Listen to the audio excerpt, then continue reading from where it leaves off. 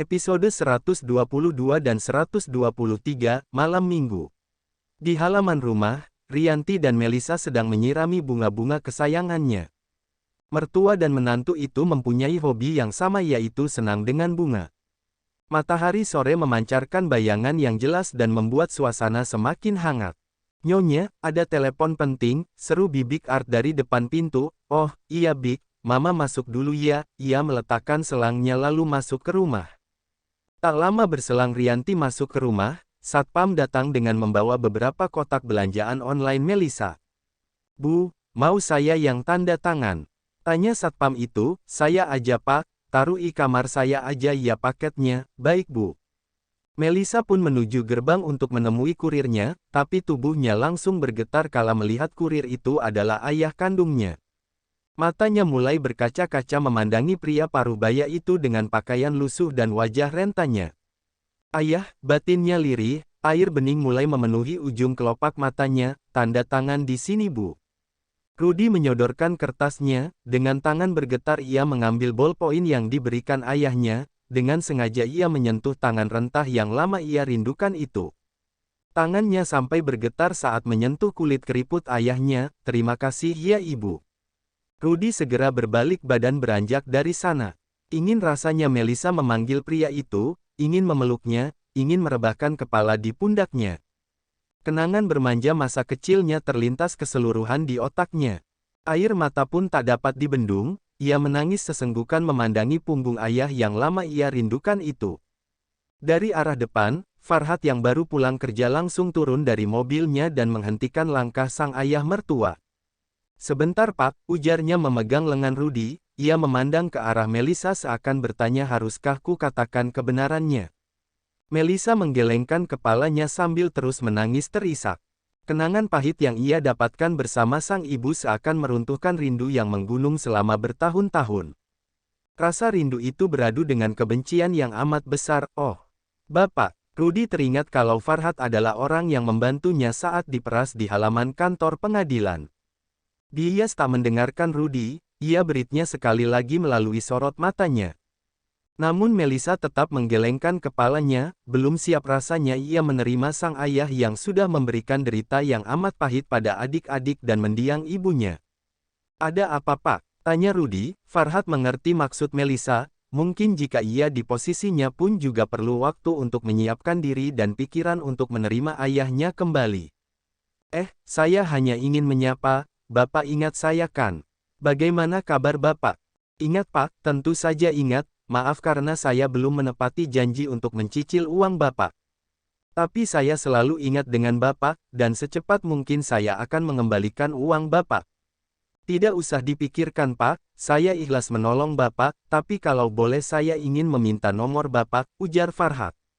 Rudy pun memberikan kartu namanya lalu berpamitan karena masih banyak barang yang harus ia kirim.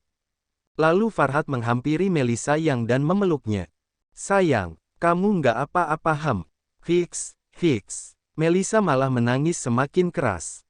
"Tenanglah sayang, jangan menangis, nanti dim-dim kita ikutan sedih." Farhat membelai lembut pucuk kepala sang istri.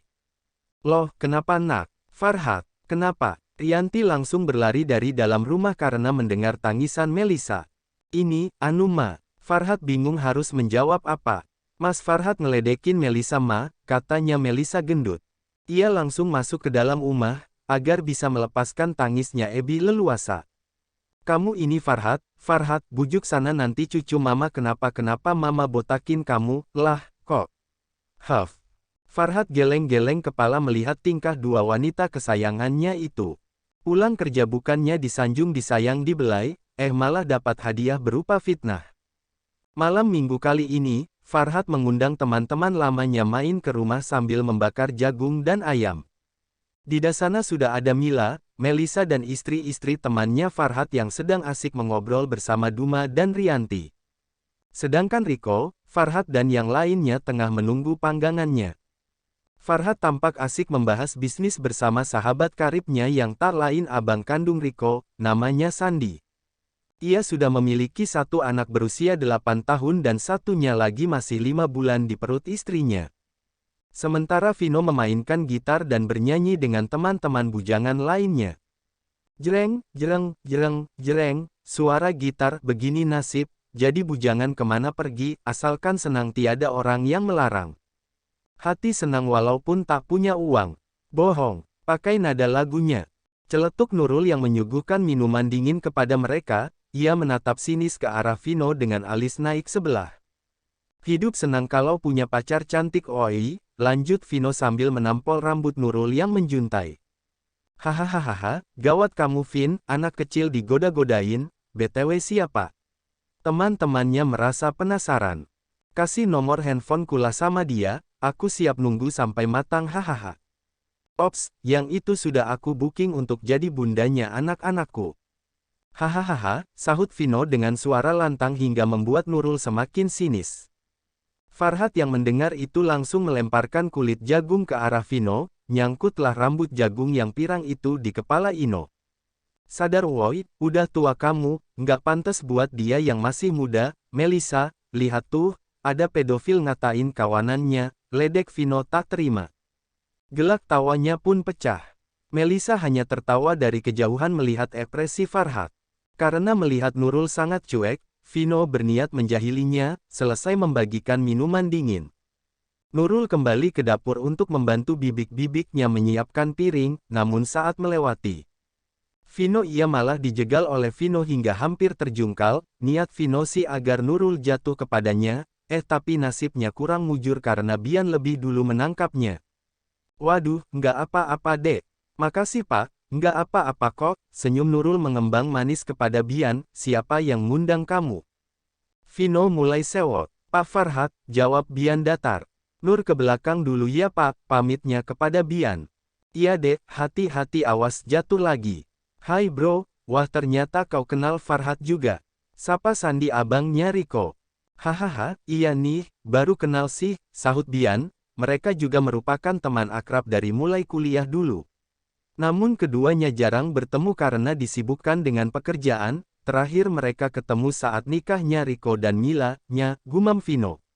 Ia meletakkan gitarnya lalu, dia benar-benar mengingkari janji menyusul Nurul ke belakang.